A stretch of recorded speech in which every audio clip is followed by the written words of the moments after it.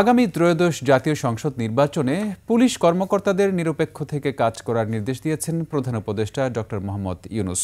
সকালে প্রধান উপদেষ্টার কার্যালয়ে ৬৪ জেলার পুলিশ সুপারসহ ঊর্ধ্বতন কর্মকর্তাদের সঙ্গে মতবিনিময়কালে তিনি এই নির্দেশ দেন। প্রধান উপদেষ্টা বলেন, এই নির্বাচন একটি সাধারণ নির্বাচন নয়, গণ অভ্যুত্থানের পরবর্তী নির্বাচন। তাই এটি শহীদদের আকাঙ্ক্ষিত বাংলাদেশ গড়ার নির্বাচন এবং সেভাবেই পুলিশকে দায়িত্ব পালন করতে হবে।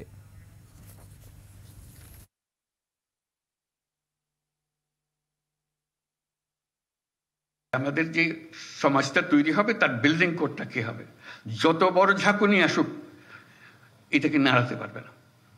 এই নির্বাচন সেই নির্বাচন যেখানে বিল্ডিং কোড তৈরি হবে। যারা বিল্ডিং কোডটা তৈরি করবে তাদের হাতে এই দায়িত্ব দেওয়ার জন্য। তার সঙ্গে যে গণভোট আসছে, এটা শুধু 5 বছরের নির্বাচন, সনাতন নির্বাচন তা না, এটার একটা বড় গুরুত্বপূর্ণ জিনিস হলো গণভোট। সেটা হলো বিল্ডিং কোড। এই বিল্ডিং কোডটা আমরা তৈরি করে দিয়ে যাব, যেটা শত বর্ষ ধরে এদেশকে, এই জাতিকে সামনে এগিয়ে নিয়ে যাবে।